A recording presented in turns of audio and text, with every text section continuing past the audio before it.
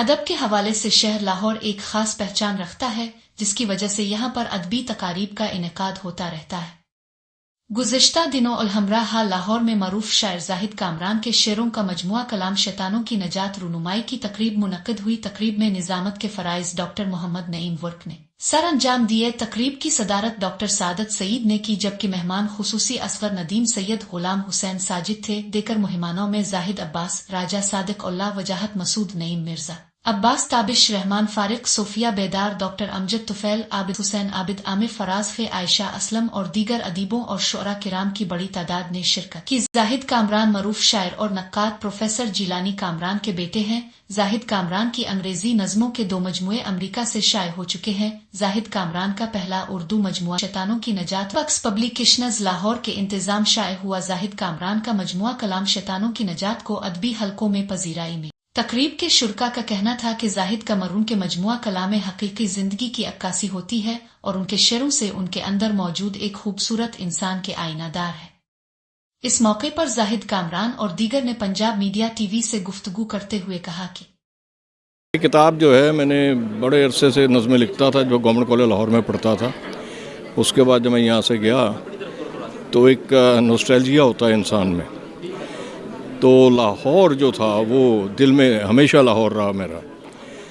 تو لاہور کے علاوہ میرے دماغ میں اور کچھ نہیں آتا تھا۔ پاکستان تو ہے لیکن لاہور کی تمدن اور تہذیب جو ہے یہ اتنی پرانی ہے کہ انسان سوچ بھی نہیں سکتا۔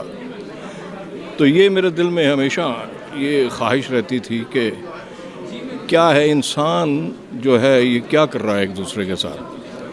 جب ہم پیدا ہوتے ہیں ہم کیا پیدا ہوتے ہیں؟ ہم انسان پیدا ہوتے ہیں۔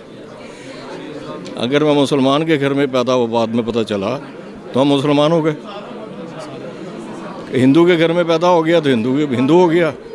لیکن جب آپ پیدا ہوتے ہو انسان ہوتے تو خدا تعالیٰ نے انسان پیدا کیے ہیں تاکہ ایک دوسرے کی مدد کر سکیں بغیر کسی نفرت کے اور بغیر کسی سوچ سمجھ کے کہ ہم نے اس سے نفرت کر دی، اس سے نفرت کر دی۔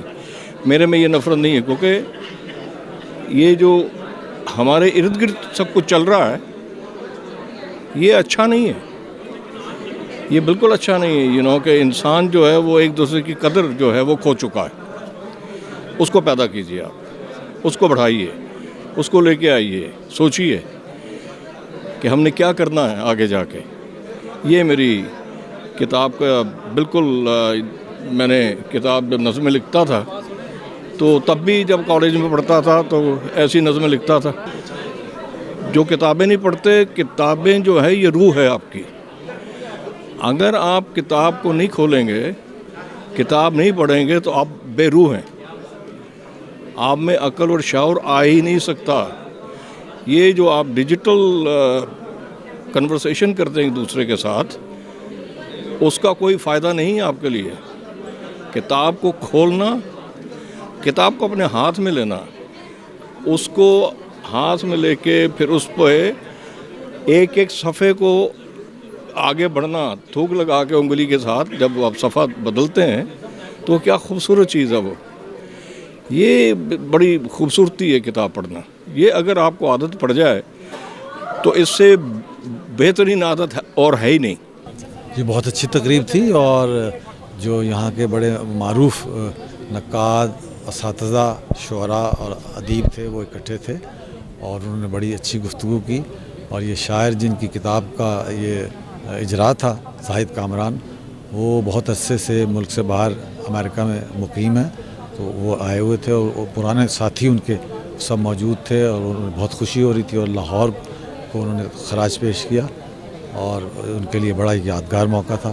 ایسی تقاریب جو ہیں وہ بڑی یادگار ہوتی ہیں اور یہ ایک موقع ہوتا ہے کہ پرانے دوست مل سکیں اور اپنی یادیں بھی تازہ کریں اور جو اچھی باتیں، اچھی اقدار تھیں، اچھی روایات تھیں، ان کو تازہ کریں۔ تو بہت خوشی ہوئی مجھے یہاں آ کے۔ میں بھی برطانیہ سے آیا ہوں تو بہت ہی اچھا لگا۔